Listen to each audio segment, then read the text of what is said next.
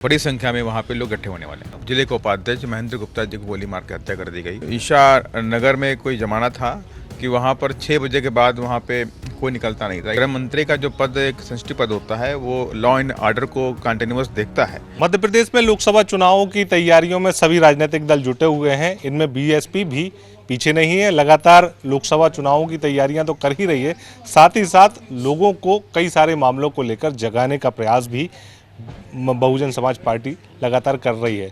और इसको लेकर आगामी दिनों में देवास में जन आक्रोश रैली का आयोजन भी बहुजन समाज पार्टी करने जा रही है। हमारे साथ में प्रदेश के मुख्य प्रभारी रामजी गौतम साहब हैं, उनसे ही बात कर लेते हैं। सर, किस तरीके का ये पूरी रैली रहने वाली है और किस तरीके से देखें क्या क्या इसमें मुद्दे रहने वाले हैं? जो जन आक्रोश रैली और जनसभा है वो एक रैली के माध्यम से जाकर के जनसभा में तब्दील होगी और उसमें हमारा जो मेन मकसद है साफ संदेशा समाज को देना है कि जो इस वक्त दलित और आदिवासियों पर मध्य प्रदेश में अत्याचार क्रम का क्रम बना हुआ है वो रुकना चाहिए और सरकार को जागना चाहिए। सरकार पूरी तरह सोई हुई है और उस पर सरकार ध्यान नहीं दे रही। तो इन सब तमाम मुद्दों को लेकर के वहाँ देवास के साथियों ने कहा था कि वहाँ पे एक जनाक्रोश रैली करना चाहते हैं शांतिपूर्वक।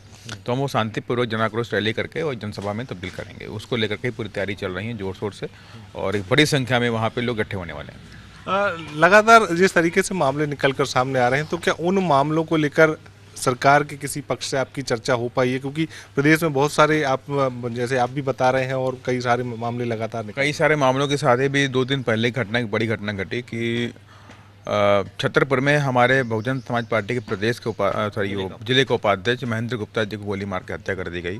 और जबकि जो मुजरिम लोग थे वो कई सालों से मेरी समझ से फरार चल रहे थे और पुलिस ने उस पर संज्ञान नहीं लिया। अगर उनको टाइम पे अरेस्ट कर लिया होता तो ये घटना नहीं घटती।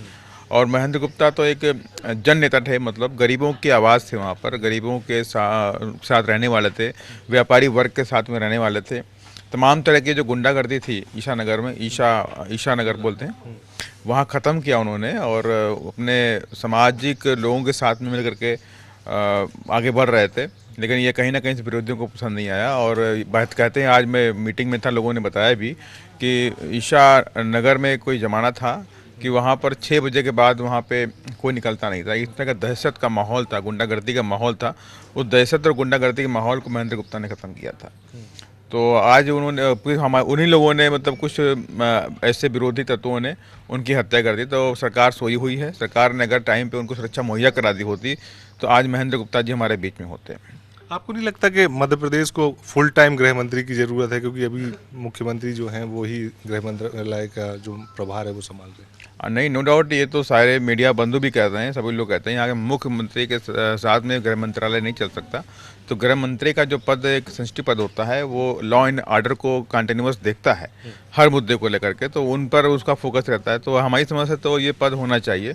और माननीय मुख्यमंत्री के पास तो बहुत सारे वर्क होते हैं, अलग वर्क होते हैं, डेवलपमेंट से लेकर सारे विभागों की समीक्षा का काम भी होता है, बहुत सारा लोड रहता है। तो ये पद तो अलग है अपने आप में, वो तो ये अलग ही रहना चाहिए। बिल्कुल। तो साफ तौर पर देखिए, मध्य प्रदेश में जिस तरीके से बहुत सारे दलित और आदिवासियों के ऊपर जो मामले निकलकर सामने आ रहे हैं, आपराधिक घटनाएं जो निकलकर सामने आ रही हैं, उन घटनाओं का यहाँ पर विरोध पार्टी के द्वारा किया जाएगा और लोगों में जन जागरूकता भी फैलाई जाएगी कि आखिर इस तरीके की घटनाएं अगर होती हैं तो प्रशासन तक, खासतौर से अपने जनप्रतिनिधियों तक इस बात को जरूर पहुँचाएँ और इन तमाम सारी घटनाओं का विरोध भी करें। कैमरा पर्सन संजय शुक्ला के साथ दुष्यंत पाराशर, IBC 24 भोपाल।